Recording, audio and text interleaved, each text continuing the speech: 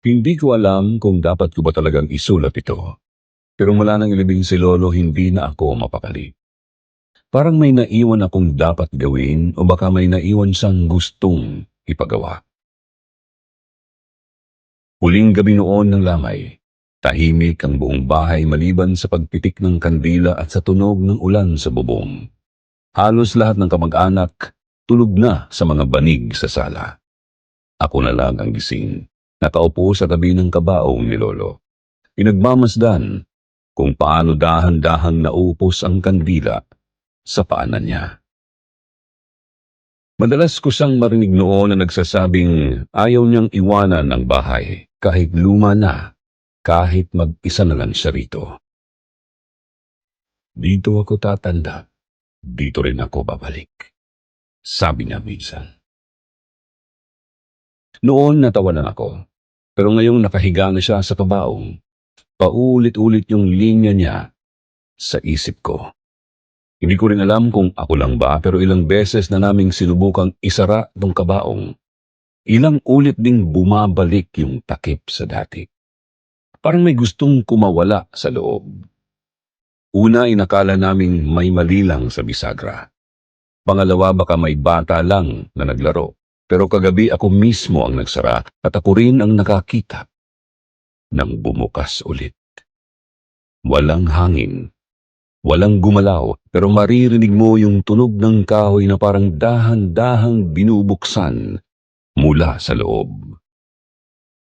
Sabi ng ilan, normal lang daw yan, na baka nagkamali lang ng pagkakalapat. Pero sa bawat pitik ng kandila, sa bawat aninong dumadaan sa pader, pakiramdam ko hindi ako nag-iisa. Hindi ako madaling matakot. Lumaki ako sa probinsya. Sanay sa dilim, sa mga kwentong pamahiin, sa mga lamay na inaabot ng madaling araw. Pero kakaiba ang gabing ito. Parang bawat sandali may bumubulong sa isip ko. Makinig ka muna.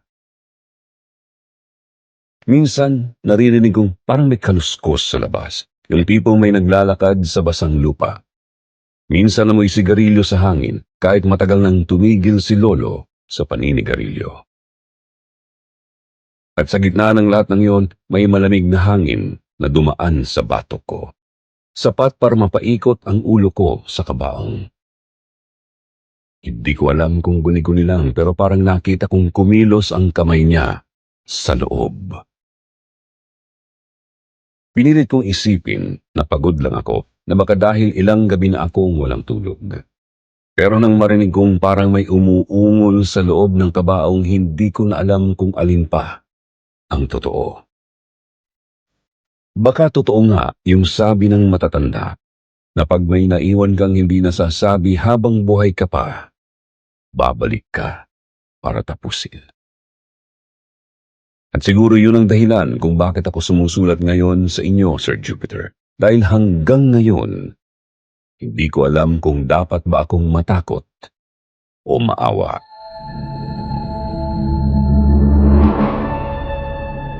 Magandang gabi po, Sir Jupiter. Ako po si Rice, 25 years old, isang nursing aide na taga Nueva Ecija. Ngayon ko lang po nagawang magsulat kasi hanggang ngayon, kahit na ilibing na si Lolo Pilo, parang hindi pa rin tapos ang pakiramdam ko. Gusto ko lang po mailabas ito baka sakaling gumaan ang loob ko. Lumaki akong kasama si Lolo. Bata pa ako nung nasunog ang bahay namin. Kasama roon ang tatay ko. Sabi nila aksidente raw yun. Pero mula noon walang muling nagbanggit ng tungkol doon. Si Lolo na ang tumayong magulang ko. Sa lumang bahay namin ako lumaki, yung bahay na gawa sa kahoy at yero. Laging may amoy ng lumang langis at liniment at tunog ng radyo na mahina lang kahit tanghaling tapat. Tahimik lang talaga ang buhay namin.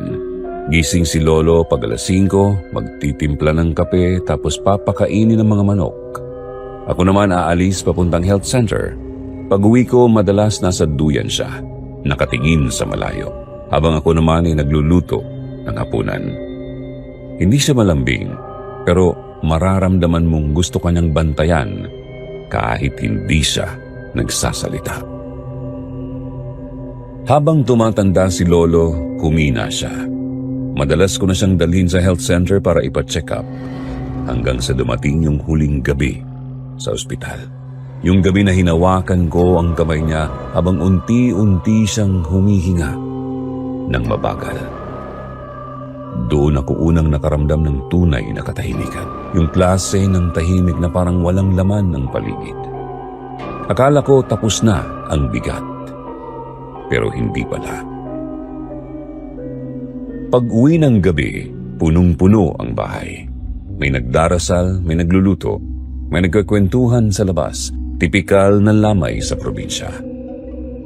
May mga batang naglalaro, may mga tita na umiiyak tapos tatawa pag may naaalala. May nagbabantay ng kape at biskwit. Sa una parang normal lang ang lahat. Pero sa ikalawang gabi, napansin kong may kakaiba. Matapos ang dasal, may mga kamag-anak na nagsara ng kabaong. Nilagyan pa nila ng kandilang maliit sa gilid. Lumabas kami para kumain at pagbalik ko, bagyang nakabukas ulit ang takip. Mga 2 daliri lang ang pagitan, pero halata. Akala ko may tumingin lang o may gustong mag-ayos ng bulaklak. Walang umamin. Pinasarado ulit. Pagkalipas ng ilang oras, bukas ulit. Kinabahan ako. Pero sabi ng pinsan ko baka normal lang daw yun kasi mainit ang paligid. Baka may hangin. Pinilit kong paniwalaan yun. Ayaw kong isipin na may kakaibang nangyayari. Lumipas pa ang mga araw at paulit-ulit lang nangyari. Tuwing isasara, makalipas ang ilang oras, bukas ulit. Hindi man malaki ang pagitan pero sapat para makita mo ang loob. Napansin ko ring laging nangyayari ito kapag ako ang nagbabantay. Noong una napapansin lang pero habang lumilipas ang mga gabi unti-unti na akong kinakabahan. Isang gabi ako na lang ang naiwan, pagod na lahat. Umupo ako sa silang malapit sa kabaong. Tahimik lang habang pinagmamasdan ang apoy ng mga kandila. Sa labas maririnig mo lang ang mga kuliglig at paminsang huni ng tuko. Sa loob ramdam mong malamig kahit walang electric fan. Tinitigan ko ang kabaong. Naisip ko baka sumasagi lang talaga yung takip kasi hindi pantay yung lamesa.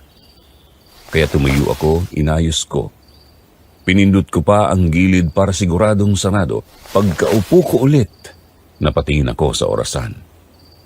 12:00 na. Walang kahit anong tunog sa loob ng bahay. Tapos bigla kong narinig yung parang mahina, isang mahinang click. Parang may bahagyang gumalaw. Parang yung tunog ng kahoy na nagbabaga sa apoy. Hindi ako gumalaw. Tumingin ako sa kabaong. Wala namang halatang pagbabago. Pero nanlamig ang mga kamay ko. Paulit-ulit kong binigkas yung eternal rest grant unto him kahit nanginginig ang boses ko. Pagkatapos ng ilang minuto, wala namang sumunod na tunog, kaya umupo ulit ako. Nagsindi ako ng bagong kandila. Inisip ko baka guni-guni lang dahil puyat ako. Pero habang nakatitig ako sa apoy, napansin kong parang may dumaan sa gilid ng liwanag. Hindi malinaw, parang anino lang na mabilis. Pinikit ko na lang ang mga mata ko saglit. Huminga ng malalim at sinabi sa sarili ko na pagod lang talaga ako.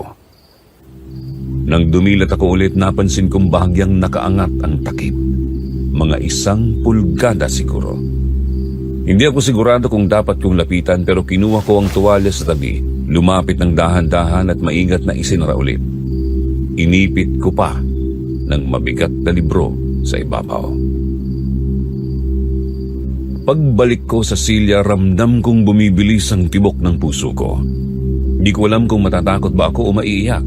Sa totoo lang, hindi pa ako nakakita ng multo sa buong buhay ko. Hindi po ako yung tipo na madaling maniwala. Pero ngayong gabi, parang unti-unti akong nagdududa sa mga dati kong paniniwala. Habang nakaupo ako, biglang may narinig akong parang humahaplos sa kahoy. Yung mahinang tunog ng kamay na dumadampi. 3 beses lang. Tapos tumigil. Hindi ko na napigilang tumayo. Sinilip ko ang paligid. Walang tao. Tahimik ang lahat. Bumalik ako sa silya. Nanginginig ang tuhod. Nilapitan ko ang rosaryo sa bulsa ko at hinawakan ng mahigpit. Gusto ko sanang tumakbo palabas pero naisip kong baka wala namang kakaiba. Baka nga ako lang talaga ang sobrang pagod. Kaya nagsulat ako. Doon ko sinimulan to. Di ko alam kung para saan. Pero baka makatulong. Kasi hanggang ngayon hindi ko pa rin po maipaliwanag kung bakit tuwing ako ang nagbabantay doon lang bumubukas ang kabaong ni Lolo. At sa gabing yun habang nakatingin ako sa saradong takip, di ko alam kung natatakot ako o naaawa. Kasi sa tuwing isasara ko, pakiramdam ko may hinihintay pa siyang sabihin. Sir Jupiter, akala ko noong unang gabi ng lamay tapos na ang lahat ng dapat kong maramdaman. Lungkot, pangungulila at pagod. Pero noong sumunod na gabi, ibang klaseng katahimikan ang bumalot sa bahay. Hindi na yung karaniwang tahimik ng probinsya kapag hating gabi. Parang may humihinga sa pagitan ng mga dingding. Maaga akong bumangon para ayusin ulit ang lamay. Puno pa rin ng tao pero iba na ang pakiramdam ko. Ang mga ilaw ng bumbilya sa kisame tila mas madilim kahit parehong watts lang. May amoy ng kandila at lumang kahoy na halos sumiksik sa dibdib ko. Sabi ng ilan baka pagod lang ako pero hindi ganon ang pakiramdam. Parang may nakamasid. Bago mag-alas 10 ng gabi, dumating ulit ang taga-punerarya. Sinigurado nilang mahigpit na nakasarang kabaong ni Lolo. Pinirmahan pa ng tiyuhin ko sa logbook nila bilang patunay. Sinundan ko pa ng tingin yung lalaki habang umaalis, dala-dala ang mga gamit. Ilang sandali lang tahiming ulit ang paligid. Naiwan akong nagliligpit sa kusina, naguhugas ng tasa, nakikinig sa mahinang ambon sa labas. Pagbalik ko sa sala, doon ko unang napansin ang takip ng kabaong nakabukas ng kaunti. Hindi naman malaki pero sapat para mapansin mong gumalaw. Akala ko nung una may batang nakialam. Nandun pa kasi ang ilang pamangkin ko naglalaro kanina sa gilid. Pero nang silipin ko, tulog na silang lahat sa kwarto. Sarado na rin ang mga bintana. Wala ring hangin. Nilapitan ko, dahan-dahan, parang ayokong lumapit pero parang may humihila rin sa akin. Pagdating ko sa tapat ng kabaong, maayos pa rin si Lolo. Wala namang nagbago sa ayos niya, pero yung takip, hindi ko alam kung paano muling bumubukas. Marahan kong isinara, hindi ko na sinabi sa iba, baka sabihing nag-iinarte lang ako. Kinagabihan, habang binabantayan ko ang kandila, napansin kong parang nanginginig ang liwanag nito tuwing tatayo ako. Kapag lumalayo ako papunta sa kusina, steady lang siya. Pero pag bumabalik ako sa harap ng kabaong, bigla siyang kumikibot. Parang may humahampas sa paligid. Nakailang beses kong sinubukang huwag pansinin, pero paulit-ulit lang. Ilang kamag-anak ang bumisita. May nagbiro pa.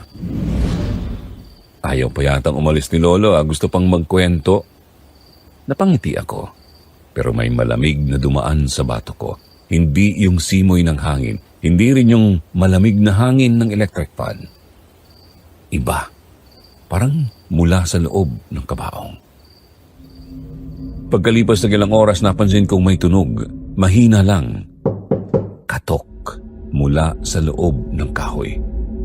Una, akala ko guni-guni lang ng pagod. Pero nang tumigil ako sa ginagawa ko, mas narinig ko. Mabagal, sunod-sunod, parang may ritmo. Hindi sapat para sabihing sigurado ako, pero sapat para hindi na ako mapakali. Tumayo ako. Nilapitan ko ulit. Walang gumagalaw. Ang mga kandila steady lang ulit. Tiningnan ko si Lolo, kalmado pa rin ang mukha niya. Pero habang nakatingin ako, hindi ko maalis ang pakiramdam na parang may kaunting galaw sa dibdib niya. Pagod lang ako, sabi ko sa isip ko. Kaya bumalik ako sa pagkakaupo. Sinubukan kong ipikit ang mga mata kahit sandali. Pero kahit hindi ko alam kung ilang minuto o segundo lang ang lumipas nang bigla akong mapatingin ulit sa kabaong. Bukas na naman. Ngayon, mas malaki na ang pagitan. Halos 2 daliri ang luwag ng takip. Napatayo ako, mabilis, parang may apoy sa ilalim ng upuan. Walang ibang tao sa sala. Lahat nasa kwarto, tulog. Kinuha ko ang rosaryo sa bulsa ko at dahan-dahang lumapit. Nilakasan ko ang loob ko. Inabot ang takip at isinara ulit. Pinatungan ko pa ng 2 pirasong libro sa ibabaw. Pagkatapos nun, umupo ako sa sulok. Pinilit kong ipagpatuloy ang pagbabantay hanggang mag-umaga. Pero kahit gising ako, hindi ko mapigilang mapansin na parang may liwanag na kumikintab sa gilid ng kabaong. Hindi mula sa kandila, kundi parang bahagyang paggalaw ng refleksyon ng balat ni Lolo. Kinabukasan, tinanong ko ang tiyahin ko kung may napansin siyang kakaiba. Umiling lang siya. Pagod ka lang, Rice. Ganyan talaga pag bagong patay, parang nandyan pa. Hindi ko na siya sinagot. Pero habang nag-aayos ako ng mga bulaklak, naramdaman ko na naman yung malamig na hangin sa batok ko. Pagdating ng gabi, ako ulit ang naiwan na magbantay. Nasanay na raw sila sa tahimik kong presensya. Sabi nila, nasanay na raw sila sa tahimik kong presensya.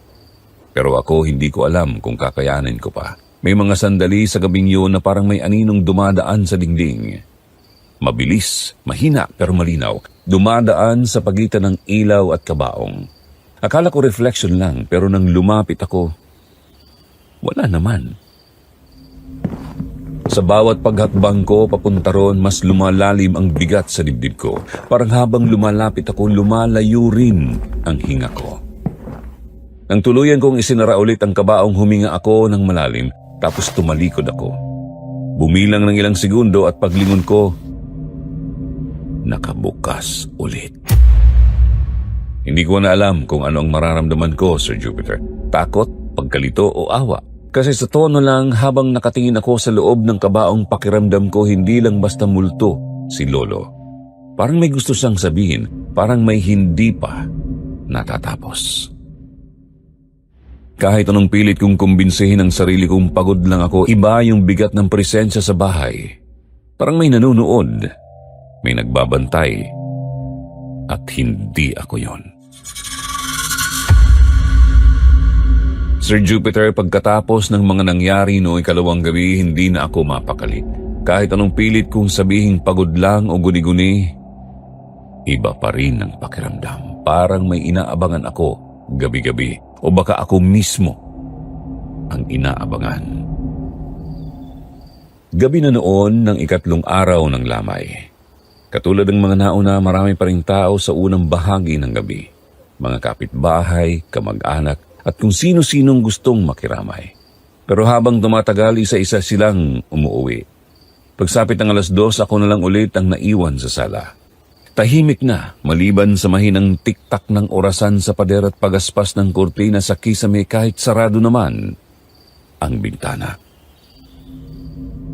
Nasa harap ko pa rin ang kabaong. Sa ilaw ng 2 kandila, kitang-kita ko kung gaano kaayos ang pagkakabalot ng puting tela sa labi ni Lolo. Pero kahit ayos, parang may mali. Baka dahil sa pagod, pero minsan parang gumagalaw yung anino sa gilid ng kabaong kahit walang ibang liwanag sa paligid. Napapikit ako sandali. Ang bigat na ng talukap ng mga mata ko.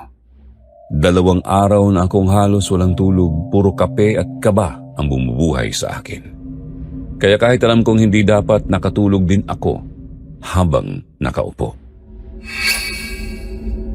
Hindi ko alam kung gaano ako katagal nakatulog, pero sa panaginip na yun, malinaw na malinaw si Lolo. Nakaupo siya sa lumang silya sa tabi ng kabaong, yung silyang matagal nang sira ang paa pero ayaw niyang itapon dahil may sentimental value daw. Suot pa rin niya ang lumang kamiseta niyang kulay abo.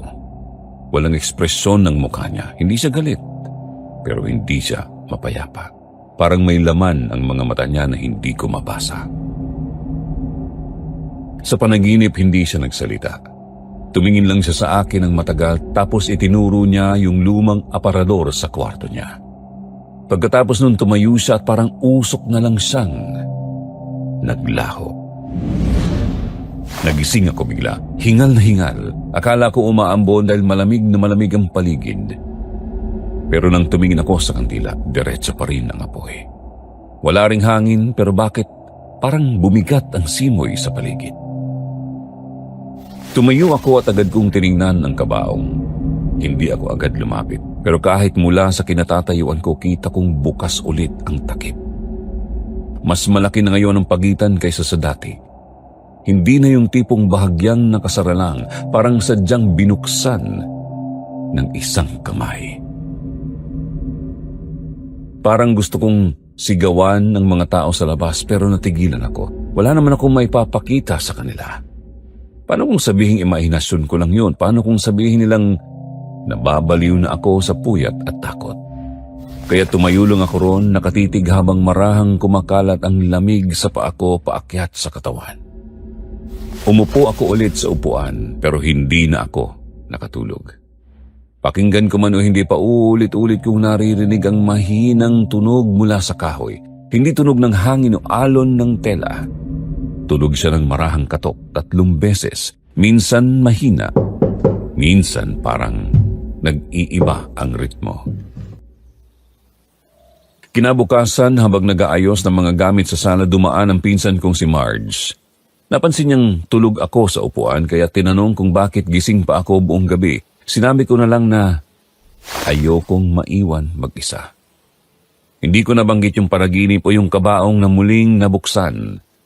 Hindi dahil ayaw kong pag-usapan, pero parang may pakiramdam akong hindi dapat. Pagkatapos nilang kumain ng tanghalian, nagpunta ako sa kwarto ni Lolo. Binuksan ko yung lumang aparador na itinuro niya sa panaginip. Matagal na rin mula nang huli kong buksan yun. Amoy alikabok, amoy lumang kahoy. Sa loob nandoon pa rin ang mga lumang baro, mga sombrero at ilang lumang kahon ng gamit. Wala namang kakaiba pero napansin kong may isang lumang sobre sa pinakailalim ng drawer. Basa na ang mga gilid ng papel, parang natuluan ng tubig o langis. Wala namang pangalan pero halatang luma na talaga. Hinawakan ko siya at sa sandaling yon parang may biglang dumaan na malamig na hangin sa batok ko. Hindi yung karaniwan lang, yung tipong parang may humawak sa'yo. Mabilis kong binitawan ng sobre, hindi ko na binuksan, nilagay ko lang ulit sa loob at sinara ang drawer at dali-daling lumabas. Hindi ko alam kung anong meron doon pero alam kong may kinalaman yun sa panaginip. Pagdating ng gabi, bumalik ako sa sala para magbantay ulit. Hindi ko na alam kung lakas ng loob o katangahan ang dahilan kung bakit gusto kong mag-isa ron. Pero may parte sa akin na gustong maintindihan kung ano ba ang gusto ni Lolo. Sa unang ilang oras, tahimik lang. Parang normal na gabi naglamay. Tahimik, mabigat, pero payapa. Hanggang sa tumigil ang orasan sa 12:00. Wala akong narinig pero napansin kong parang may nag-iba ang kulay ng liwanag ng kandila. Mas dilaw, mas mahina, at saka ko naramdaman ulit yung lamig. May tunog mula sa may kwarto ni Lolo, parang mahina at paulit-ulit na tik, tik, tik. Alam kong doon nakalagay yung aparador. Hindi na ako agad tumayo pero nang tumigil yung tunog, biglang may kumalabog. Isang malakas na tunog ng bumagsak na kahoy. Tumakbo ako papunta sa kwarto. Pagbukas ko ng ilaw, nakabukas ang pinto ng aparador. Nakahandusay sa sahig yung lumang silya at yung sobre na iniwan ko sa drawer na sa gitna ng sahig. Bukas na. Laman nun ang isang lumang litrato. Si Lolo mas bata pa kasama ang tatay ko. Parehong nakangiti. Nakaupo sa harap ng lumang bahay na yun pero may isa pang larawan sa likod. Isang sunog na bahay. Parang yung mismong bahay na tinitirhan namin ngayon. Hindi ko alam kung ano ang iisipin ko. Parang sabay na umiikot ang sikmura ko at humigpit ang dibdib ko. Pinulot ko ang larawan pero hindi ko alam kung dapat ko bang itapon o itago. Pagbalik ko sa sala, sarado pa rin ang kabaong pero habang lumalapit ako napansin kong parang may basang marka sa sahig. Parang yapak ng paa. Isa lang, pero malinaw. At diretso yun papunta sa direksyon ng kwarto ni Lolo. Hindi ko alam kung dapat ko bang ipagpatuloy ang pagbabantay, pero sa loob-loob ko alam kong hindi ko kayang umalis. Parang hinihintay niya talaga ako. Simula noon, bawat tunog ng kahoy, bawat ihip ng hangin, parang may ibig sabihin. Hindi na lang basta takot, parang may gustong ipahiwatig pero hindi ko pa rin maintindihan kung ano. At yun ang una kong naramdaman na ang nangyayari ay hindi na lang basta kababalaghan, parang ako mismo ang gusto niyang kausapin. Sir Jupiter, yun ang unang gabing hindi lang ako natakot kundi nakaramdam ako ng koneksyon. Hindi ko alam kung tama bang tawagin yung unang babala. Pero mula noon alam kong hindi pa tapos si Lolo. May gusto pa siyang iparating at ako lang ang dapat makarinig. Kinabukasan parang mas mabigat ang hangin sa loob ng bahay. Hindi ko alam kung dahil ba sa kakulangan ng tulog o dahil hindi pa rin mawala sa isip ko yung napanaginipan ko kagabi. Paulit-ulit kong naiisip si Lolo. Kung paano siya nakaupo sa lumang silya sa tabi ng kabaong, nakatingin lang sa akin. Hindi siya galit pero hindi rin payapa. Parang may ibig sabihin yung tingin niya. Parang may gustong iparating na hindi niya masabi. Habang nag-aalmusal, napansin kong kakaiba ang tahimik ng lahat. Si Mama halatang pagod pa rin sa pag-aasikaso ng mga bisita kagabi. Si Tita naman abala sa kusina pero hindi rin nagsasalita. Lahat kami parang may kanya-kanyang iniisip. Hindi ko na rin nabanggit yung panaginip ko. Ayokong dagdagan pa yung bigat ng gabi nila. Pero sa loob-loob ko parang may humihila sa akin pabalik sa panaginip na yon. Pagkatapos ng almusal, nagpaalam akong lilinisin ko muna yung kwarto ni Lolo. Simula nang dumating kami, hindi pa yun masyadong nagagalaw. Nandoon pa rin yung mga gamit niya. Maayos na parang laging may nag-aalaga. Pagpasok ko, silalubong ako ng amoy na pinaghalo ng lumang kahoy at gamot. Yung amoy ng taong matagal nang nakatira sa parehong silid. Pabagal akong naglakad papasok. Pinunasan ko ang lamiseta kung saan nakapatong pa yung mga basyo ng gamot at isang basong may bahid ng tubig. Sa tabi may mga lumang libro, rosaryo at larawan nilang mag-asawa noong bata pa sila. Napatigil ako sandali. Sa litrato nakangiti si Lolo at nakayakap kay Lola. Ang layo pa sa imahe niyang mahigpit at tahimik nitong mga huling sesyon. Nilingon ko ang paligid at doon ko napansin ang lumang aparador sa sulok, yung itinuro niya sa panaginip. Tahimik lang ako pero ramdam kong bumibilis ang tibok ng dibdib ko habang papalapit ako ron. Wala naman talagang kakaiba sa itsura nito. Gawa sa matigas na nara, may gasgas sa gilid at halatang pinaglumaan na ng panahon. Pero sa ilalim ng ilaw na dumadaan sa bintana parang mas nangingitim yung bahagi ng paanan na parabang matagal nang hindi nahihipuan. Lumuhod ako para punasan yung alikabok sa ilalim. Habang ginagawa ko yun, bigla kong napansin ang isang maliit na espasyo. Parang may nakaipit na papel sa pinakailalim. Hinila ko ito ng dahan-dahan. Isa pala itong lumang sobre. Ang papel halos nanilaw na sa tagal at may bakas ng pagtupi at pagkamot ng oras. Napatitig ako ron. Wala itong tatak o pangalan pero halatang luma na. Sa isang sulok may pirma ni Lolo. Pamilyar na pamilyar sa akin dahil lagi kong nakikita sa mga dokumento niya noon. Hindi ko alam kung dapat ko ba itong buksan pero sa mga sandaling yon parang may boses na mahina lang pero malinaw na bumubulong sa utak ko. Tingnan mo. Kaya binuksan ko. Sa loob may 2 bagay, isang sulat na mahaba-haba at isang lumang litrato. Dahan-dahan kong inilatag pareho sa kama. Ang litrato muna ang una kong napansin. Isang lumang bahay, halos abo na lahat. Sa likod may nakasulat na petsa. Hindi ko agad naalala, pero habang pinagmamasdan ko, saka ko lang napagtanto kung ano to. Ang nasunog na bahay namin noon. Yung trahedyang halos burahin ang lahat sa pamilya namin. Bumigat ang dibdib ko. Ang susunod kong ginawa, binasa ko ang liham. Ang sulat ay parang nagsisimula bilang simpleng mensahe. Binanggit ni Lolo ang ilang kamag-anak at mga alalahanin niya sa kalusugan. Pero habang tumatagal ang mga linya, nagiging personal. Halos masakit basahin. Nandoon yung mga salitang hindi ko pa naririnig kailanman mula sa kanya. Ang mga patawad, ang mga kung sana, at ang mga hindi ko nagawa. Sa gitna ng sulat, binanggit niya si Papa.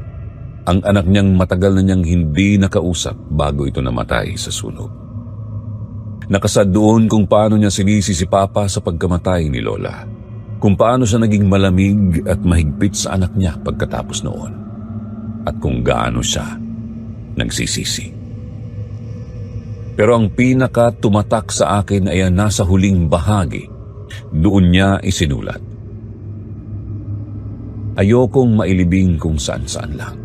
Kung maaari, doon niyo ako ilagay sa tabi niya. Sa tabi ng nasunog na bahay. Gusto kong doon manahimik. Sa tabi niya kung saan nagsimula ang lahat. Pagkatapos kong basahin, hindi ko alam kung ano ang dapat maramdaman. Parang biglang lumamig ang paligid. Kahit tanghaling tapat, naririnig ko ang mahinang lagaslas ng dahon sa labas. Pero sa loob ng kwarto, sobrang tahimik.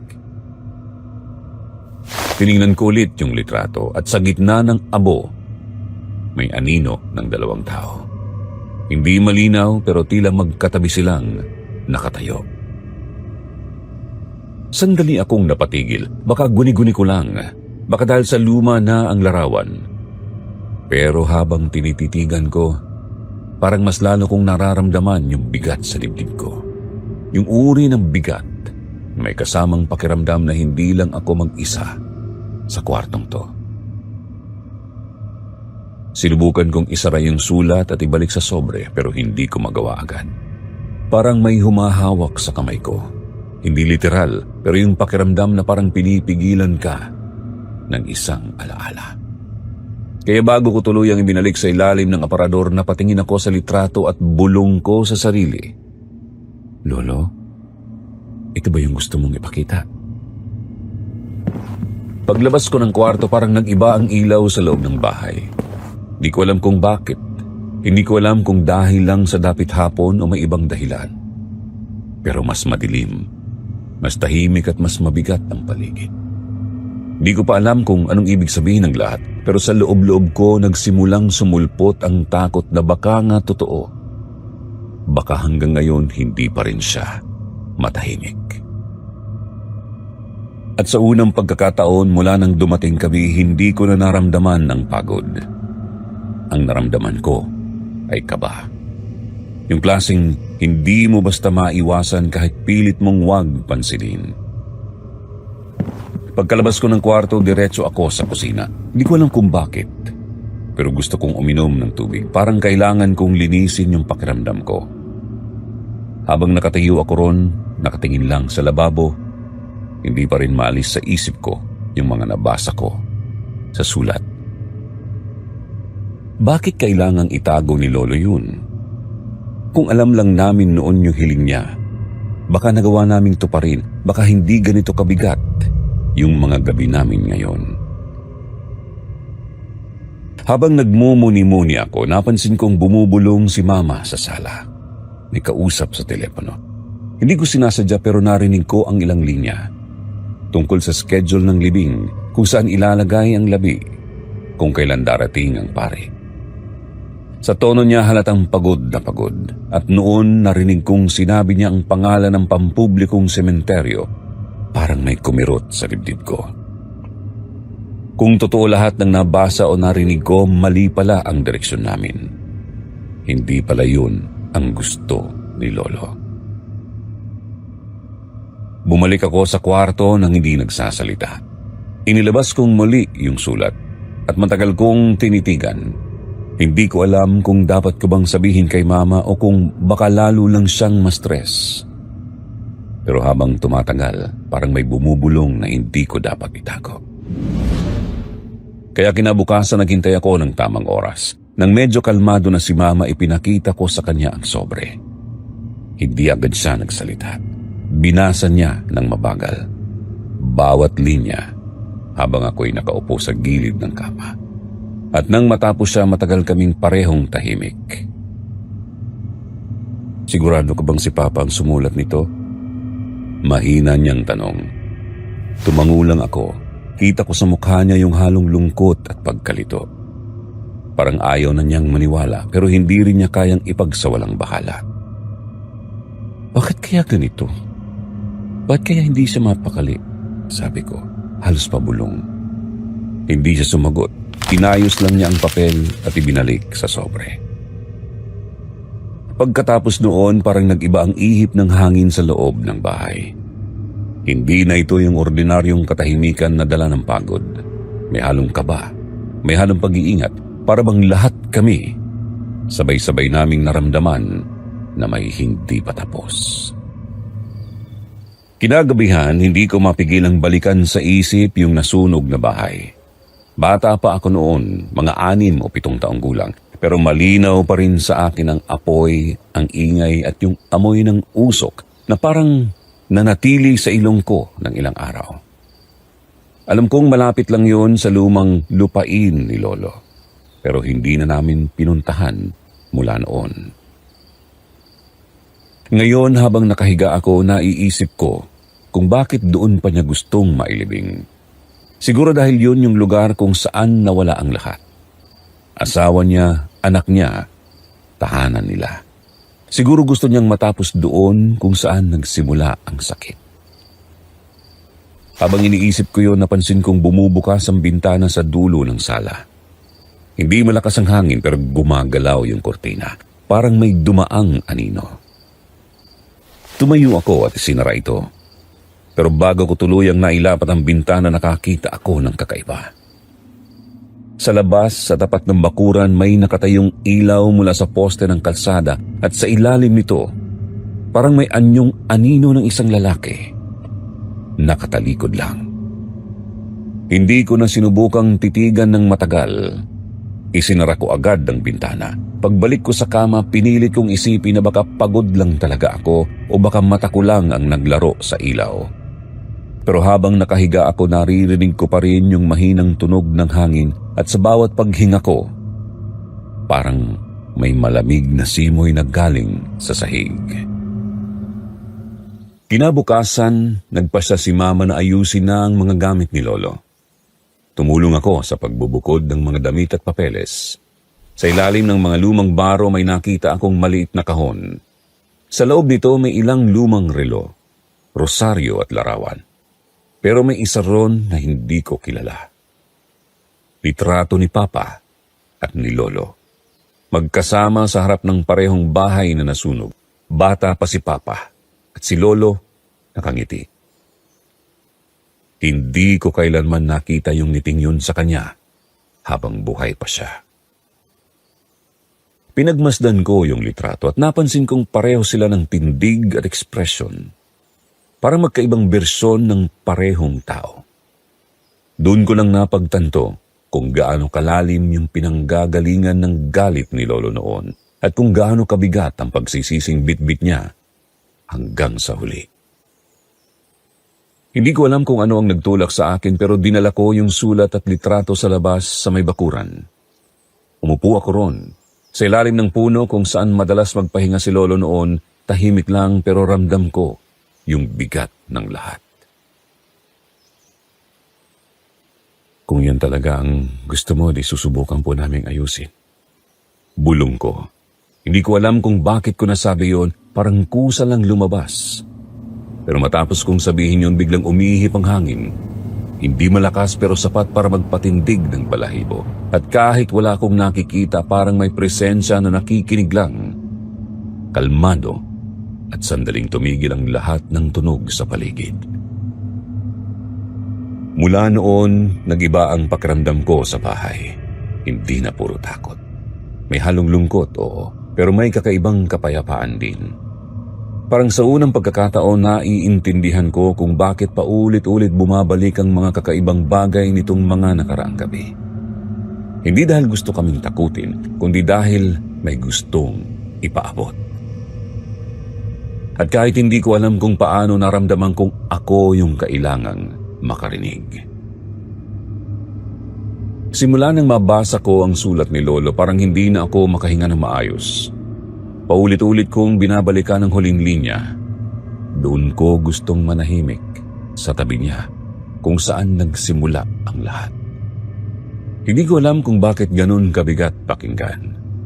Pero bawat ulit kong isipin, parang may humihigop ng hangin sa dibdib ko. Parang may utang na kailangang bayaran. Hindi sa akin, kundi sa kanya. Kinaumagahan habang nag-aalmusal ang mga tiyahin at pinsan ko sa kusina, kinuha ko ang lumang sobre at inilapag sa mesa. Kinuwento ko ito kung paano ko nakita, pati na ang sulat at litrato ng lumang bahay na nasunog. Habang nagsasalita ako, halos hindi sila makatingin. May isa pang nagbuntong hininga at sinabing baka napagod lang daw ako at kung ano-ano ang iniisip. Rice, tapos na si Papa. Sabi ni Tia Mila, halos pabulong pero mariin. Wala na tayong oras para palitan pa ang plano. Sa sementeryo pa rin sa ililibing. Gusto kong sumagot. Gusto kong ipilit. Pero nang makita ko ang mga mata nila, mapurol, pagod at puno ng pag-aalala, hindi ko na nagawa. Tumango na lang ako at tinupi muli ang sulat. Sa labas, naririnig ko ang mga kapitbahay na abala sa pag-aayos ng mga upuan para sa huling gabi ng lamay. Sa gitna ng lahat ng yun, ako lang yata ang hindi mapakali.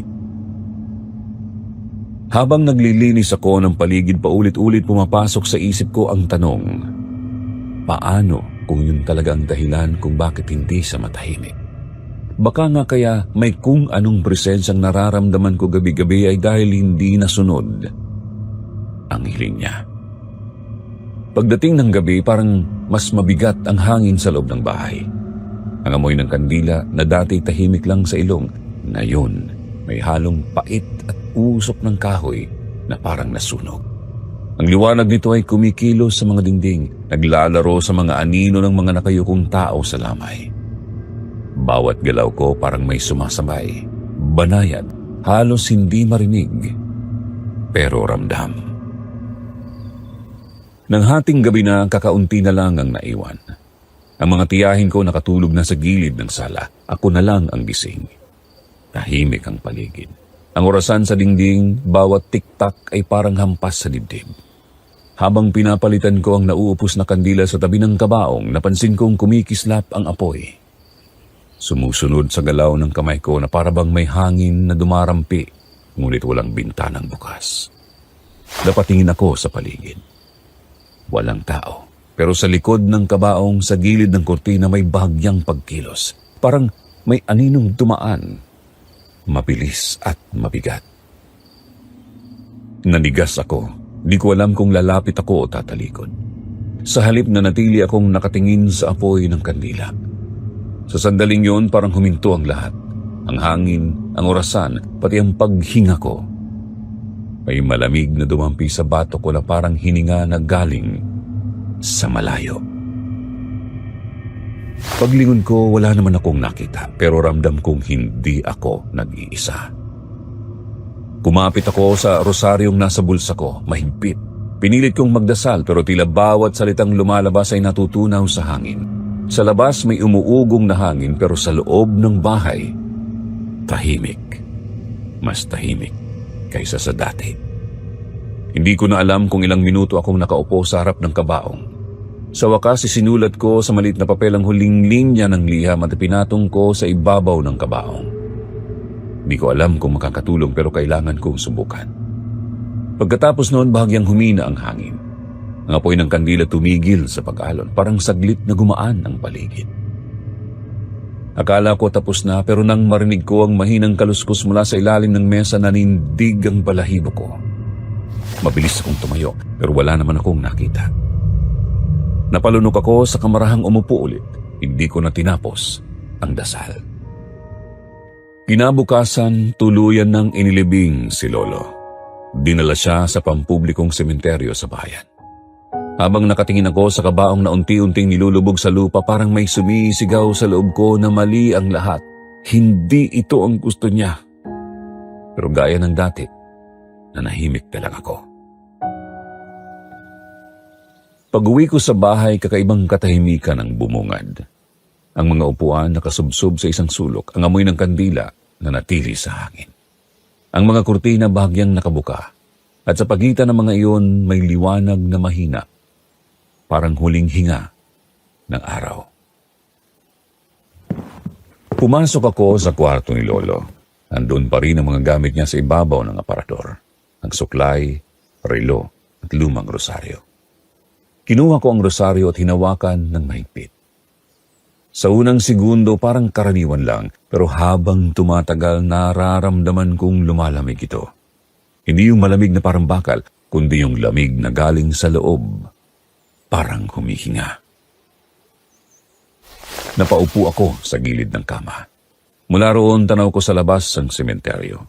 Hindi ganun kalayo pero hindi rin ganun kalapit. Sa pagitan ng bahay at sementeryo may bakanting lupang pinagtayuan noon ng lumang bahay, yung nasunog. At doon ko naisip, hindi niya nakuha ang lugar na gusto niya. Lumalim ang hapon. Sa labas ng simula ng umambon, sa bawat patak ng ulan parang may sinasabi ang lupa.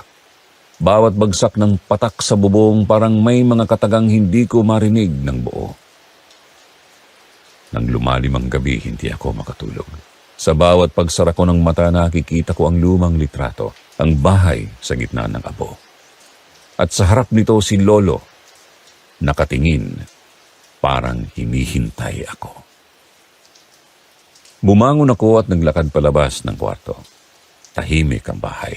Ang sahig, mahinang umuuga sa bawat hakbang ko. Sa sala, nakatirik pa rin ang mga natitirang kandila. Ang ilan halos maubos na. Umupo ako sa sofa at doon ko naramdaman ulit ang lamig na yun. Ang presensyang hindi umaalis. Wala akong marinig na boses pero ramdam kong parang may gusto siyang sabihin. Hindi galit pero mabigat. Isang taong matagal nang naghintay. Nakatitig lang ako sa mga apoy ng kandila hanggang unti-unti silang namatay isa-isa. Walang hangin, walang gumalaw, pero kusa silang namatay. At sa dilim na sumunod, narinig ko ang mahinang pag-uga ng sahig sa direksyon ng kwarto ni Lolo. Mabagal. 1, 2, 3. Hindi ko alam kung ano ang dapat gawin. Hindi ko na rin alam kung gusto ko pang malaman. Ang totoo, doon ko unang naramdaman ng ganitong klaseng takot. Yung hindi mo alam kung kanino ka dapat lumapit. Yung pakiramdam na kahit anong sabihin mo walang maniniwala, na kahit anong dasal mo, parang walang makakarinig. Sa gitna ng katahimikan ng gabing yon, napagtanto kong baka nga hindi patapos ang lahat. Baka hindi rin siya tuluyang umalis. Baka hanggang ngayon, hinihintay pa rin niyang maibalik siya sa lugar kung saan siya dapat manahimik. Hindi ko alam kung ilang araw na ang lumipas mula nang inilibing si Lolo, pero pakiramdam ko nananatili pa rin siya rito. Sa bawat sulok ng bahay may bakas pa ng lamay. Mga kandilang hindi pa natatanggal. Mga bulaklak na unti-unting nalalanta at amoy ng insenso na tila ayaw umalis. Kaninang umaga habang ang nag-aayos ako ng mga kalat sa sala, napansin kong may nakalapag sa sahig. Ang sobre. Yung sobre na inilagay ko sa ibabaw ng kabaong noong huling gabi bago siya inilibing. Dapat nasa loob na yun. Hindi ko alam kung paano napunta ron.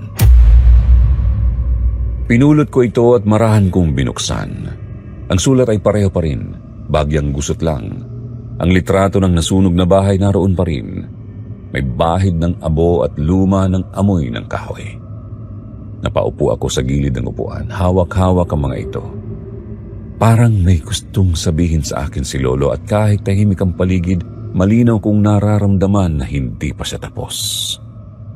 Hindi ako sigurado kung ano ang dapat gawin, pero sa loob-loob ko alam kong hindi ako mapapanatag hanggat hindi ko na ibabalik ito sa kanya.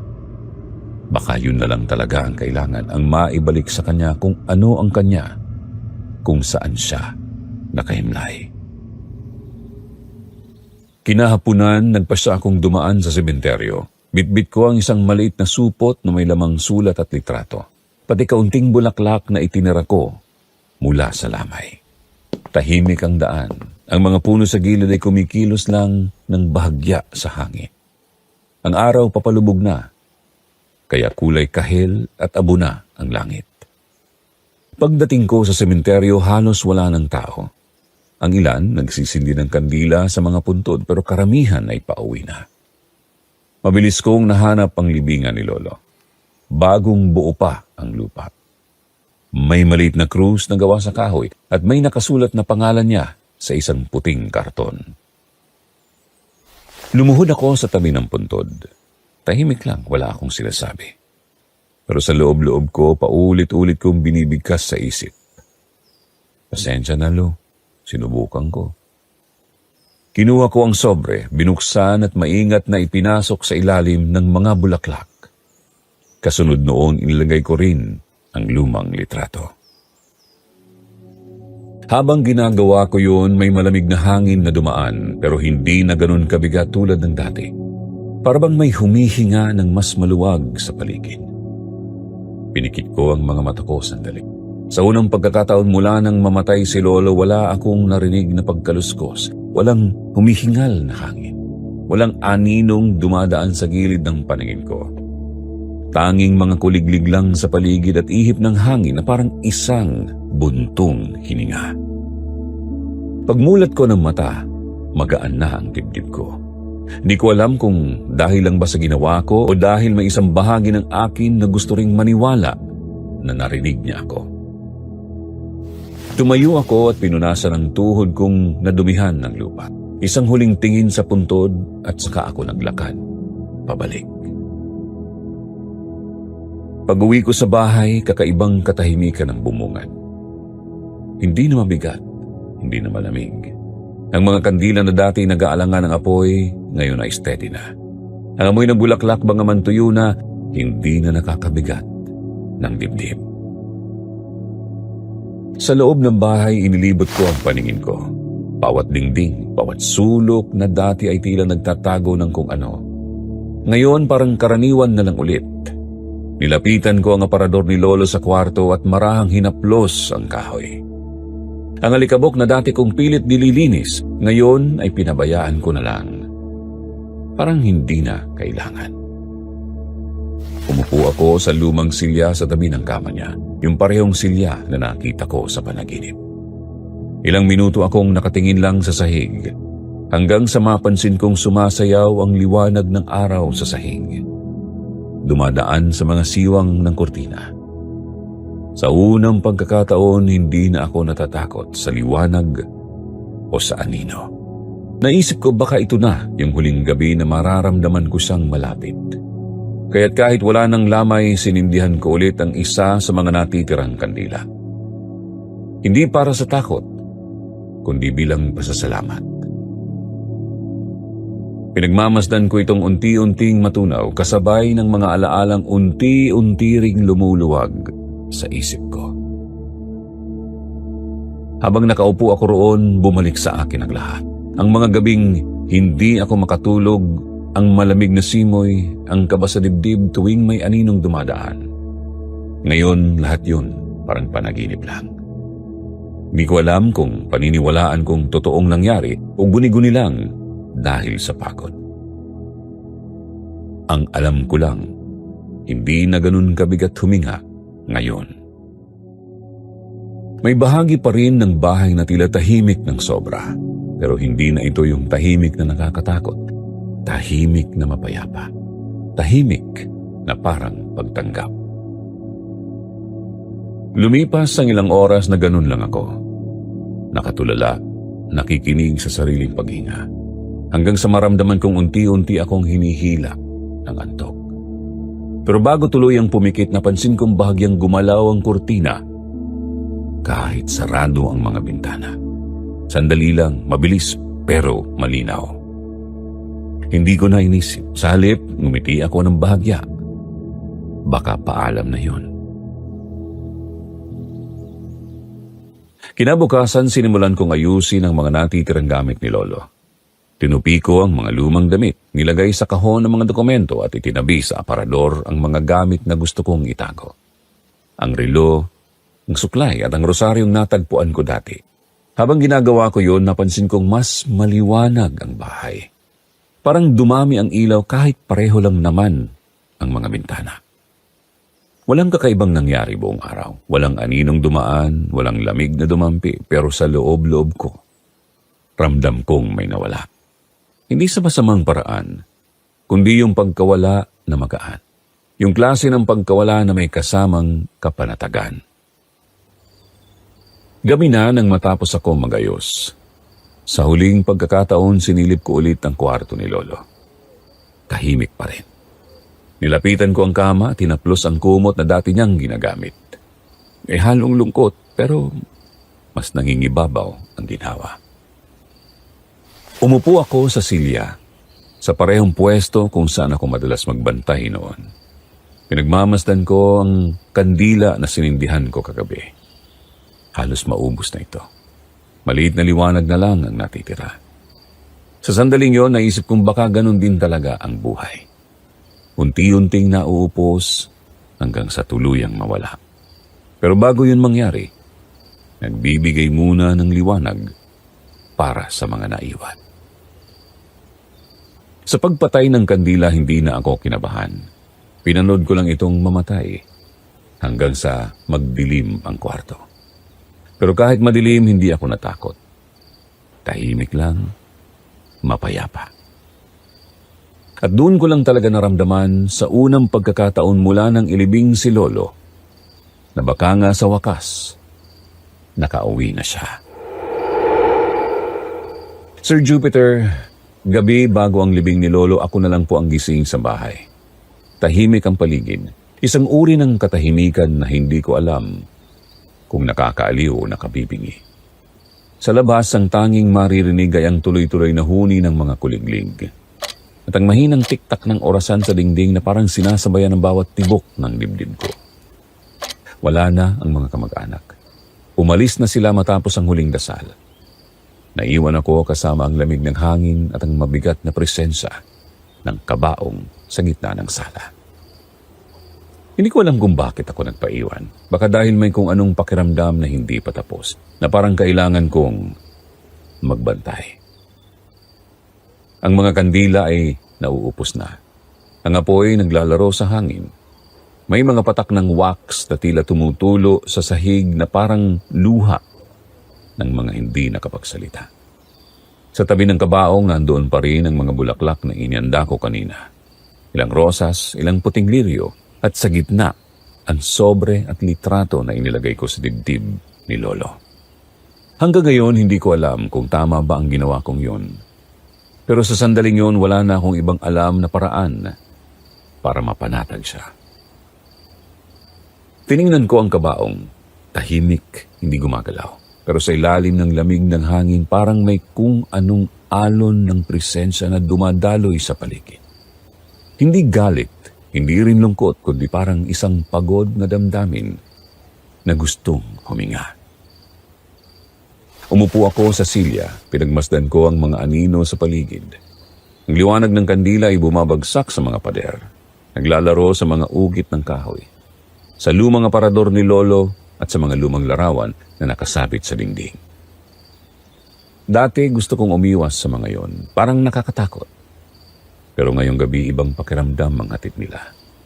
Para silang mga paalala ng mga taong minsan ay nandoon. At ngayon, dahan-dahan ang nagiging alaala. May mga sandali na halos maramdaman ko ang bawat paghinga ng bahay. Parang humihinga ito kasabay ko. Lumalalim kapag nag-iisip ako, humihina kapag napapapikit ako. Minsan napapaisip ako kung totoo bang may mga bahay na sumasalo ng bigat ng kalungkutan ng mga nakatira rito. Baka nga ganoon ang bahay namin, Sir Jupiter. Baka simula pa lang, matagal na itong sumasalo ang mga hindi masabi ni Lolo. Hindi ko alam kung gaano katagal akong nakatulala. Parang humaba ang gabi. Lumalim, kumapal. Sa labas may pabulong na hangin, dumadaan sa siwang ng bintana. Sa bawat ihip bagyang gumagalaw ang kurtina at sa bawat paggalaw may aninong dumadaan sa ilalim ng liwanag. Hindi ko na alam kung imahinasyon lang o talagang may nakatayo roon. Nang marinig ko ang tunog, hindi agad ako gumalaw. Mahina lang, isang malalim na hinga mula sa direksyon ng kabaong. Una kong naisip na baka hangin lang yon o marahil echo lang ng mga tunog sa paligid. Pero nang sumunod na sandali narinig ko ulit isang mabagal, kalmadong paghinga. Hindi nakakatakot, kundi nakakaantig. Parang isang taong matagal nang hindi huminga ng maluwag. Hindi ko alam kung anong nararamdaman ko, pero hindi ko alam kung anong mararamdaman ko. Hindi ako sumigaw, hindi rin ako tumakbo. Sa halip, parang nanigas ako sa kinauupuan. Ramdam ko ang tibok ng puso ko. Mabagal pero mabigat. Sa gitna ng takot, may isang bahagi sa akin na tila naunawaan kung ano ang nangyayari. Baka ito na yun, ang pahinga na matagal nang hinihintay. Tumayo ako, marahan at lumapit sa kabaong. Maingat kong hinaplos ang gilid ng kahoy. Malamig ito pero hindi na kasing lamig ng dati. Sa ilalim ng mga daliri ko, naramdaman kong parang humuhupa ang bigat sa paligid at doon ko napansin ang takip ng kabaong dahan-dahang bumababa. Wala akong ginagalaw, wala ring hangin na kaya magpabagsak nito pero tuluyan itong sumara. Hindi yun marahas, hindi rin biglaan, parang isang marahang pagtakip ng mga mata ng isang taong napagod na sa pagtilat. Hindi ko alam kung ilang segundo akong nakatingin lang doon at bawat tunog sa paligid ay tila nawala at tanging katahimikan ang natira. Pero kakaiba ang katahimikan na ito, Sir Jupiter. Hindi na siya mabigat, hindi na siya puno ng tanong, para bang may isang bagay na tuluyang bumitaw. Umupo ako muli sa parehong silyang pinag-upuan ko buong gabi. Pinagmasdan ko ang kabaong, ngayon tuluyan ng nakasara. Sa unay nakala kong masasakal ako sa katahimikan. Pero sa halip may kung anong pagaan na unti-unting pumupuno sa dibdib ko. Hindi na ako umiyak, pero may luhang kusa na lang gumugulong sa pisngi ko, hindi dahil sa takot, kundi dahil sa isang uri ng kapayapaang matagal ko nang hindi naramdaman. Para bang sa unang pagkakataon mula nang pumanaw si Lolo, natapos na rin ang kung anumang bumabalot sa bahay. Pagkatapos niyon, hindi ko na alam kung anong oras na. Hindi ko na rin namalayan kung ilang kandila na ang naupos.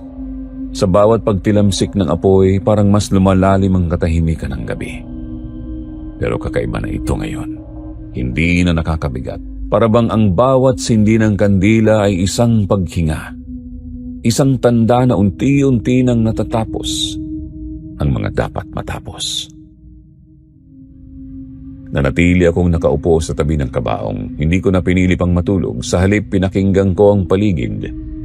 Wala nang mga aninong dumaraan sa dingding. Wala nang lamig na gumagapang sa likod ko. Ang hangin, tila naging banayad na lamang. Parang dumadampi ng marahan sa aking balat. Sa isang igla, parang naging mas malinaw ang lahat. Ang mga larawan sa dingding, ang alikabok sa lumang mesa, pati ang mga bitak sa sahig na dati ay iniiwasan kong apakan. Lahat ng ito biglang naging mga tanda ng katahimikan, hindi na ng takot. Minsan sa gitna ng pagod at antok napapapikit ako. At sa pagitan ng mga sandaling yun, may mga imahe akong nakikita. Hindi malinaw pero sapat para maramdaman ko. Si Lolo nakaupo sa may pintuan ng lumang bahay. May hawak na lumang larawan. Nakatingin sa malayo. Hindi po siya nakangiti pero hindi rin malungkot. Parang may isang uri ng pagtanggap sa mga mata niya. Hindi ko alam kung panaginip yon o imahinasyon lang. Pero nang magmulat ako may kakaibang gaan sa paligid. Parang may dumaan na hangin mula sa loob ng bahay palabas at sa pagdaan yon nagkalansingan ang mga lumang kurtina. Nagalaw ang ilang dahon ng bulaklak sa altar.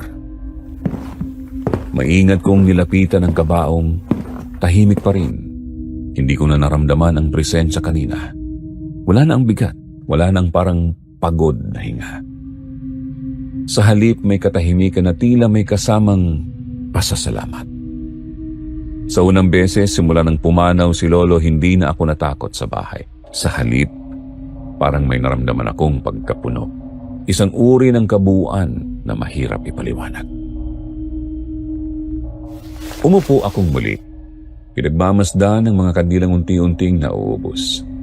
Ang liwanag nila ay nagiging dilaw na ambon sa hangin, dumadampi sa mga lumang larawan sa dingding. Sa isa sa mga yon, larawan ni Lolo noong bata pa, suot ang parehong singsing na nasa kabaong ngayon. Naisip kong marahil kahit papaano, nahanap na niya ang daan pauwi. Maya-maya napansin kong pumuputi na ang langit sa labas. Dahan-dahang sumisilip ang liwanag ng umaga sa mga siwang ng bintana. Ang madilim na sala nagkaroon ng banayad na kulay. Hindi man maliwanag pero sapat para mabura ang takot ng gabi.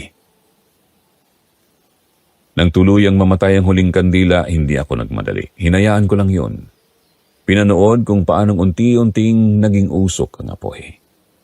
At sa sandaling yun alam kong tapos na, hindi dahil tuluyan nang nawala ang alaala, kundi dahil natutunan ko ng tanggapin ito. Tumayo ako, inayos sa mga bulaklak na nalaglag sa sahig. Tinanggal ko ang mga tuyong dahon, pinalitan ng sariwang puti. Sa tabi ng kabaong, iniayos ko ang maliit na larawan ng nasunog na bahay. Yung nilagay ko kanina sa dibdib ni Lolo bago ko ito isinara, tumingin muna ako saglit.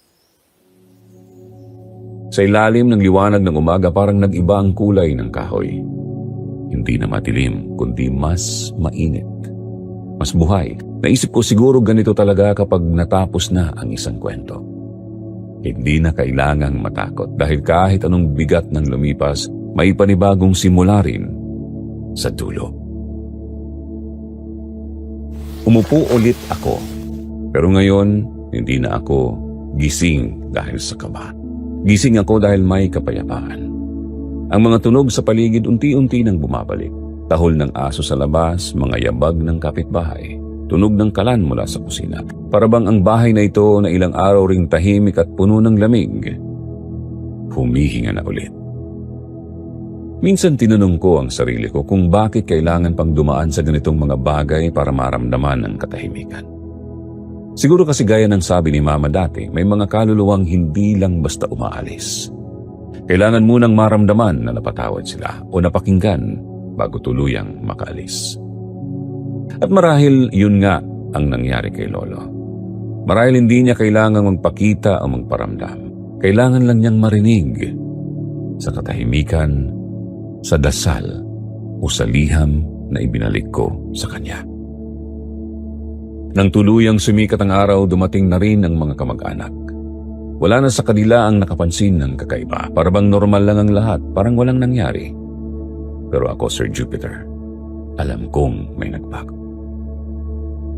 Habang nilalapit nila ang mga bulaklak sa kabaong, napansin kong mas magaan ang mukha ni Lolo. Di ko alam kung imahinasyon lang, pero parang mas maayos siya, parang nakangiti ng bahagya. At sa sandaling yon, alam kong tama ang desisyon kong ibalik ang sulat at larawan. Hindi man ako sigurado kung narinig niya ako, pero sa loob-loob ko sinabi kong, "Lolo, tapos na po. Maaari ka na pong magpahinga." Pagkatapos noon, lumabas ako sandali sa veranda. Ang liwanag ng araw banayad, parang ginto sa pagitan ng mga dahon ng puno. Sa malayo, tanaw ko ang daan papunta sa lumang lupa. Doon kung saan nakatayo pa rin ang mga haligi ng nasunog na bahay. Habang nakatingin ako roon, may dumaan na banayad na hangin, dala ang amoy ng lupa at kandila. At sa di kalayuan, sa sirang bintana ng bahay, parang may kumislap na liwanag. Hindi matindi, hindi rin malinaw, pero sapat para maramdaman kong hindi na yon nananatili. Hindi na ito presensya ng pagod o kalungkutan. Isa na itong paalam. Kaya nang bumalik ako sa loob ng bahay, tumingin ako sa kabaong ni Lolo at ngumiti. Hindi na ako natatakot. Hindi dahil wala na ang misteryo, kundi dahil natutunan ko ng tanggapin na ang mga kaluluwang gaya ni Lolo, kapag napatawad na at nakabalik sa dapat nilang lugar, hindi na kailangang manatili. At sa unang beses mula nang magsimula ang lahat, nakaramdam ako ng ganap na katahimikan. Yung uri ng katahimikan na hindi nakakatakot, kundi nakapagpapalaya.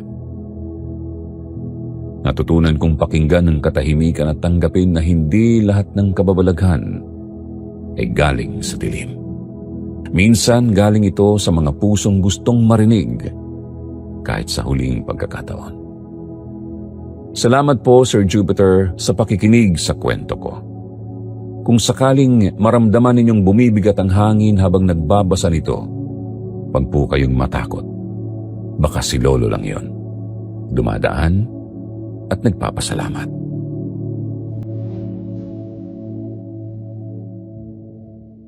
Maraming salamat, Rai, sa pagbabahagi ng kwento mo. Sa takot, binibigyan ko ito ng 8 out of 10.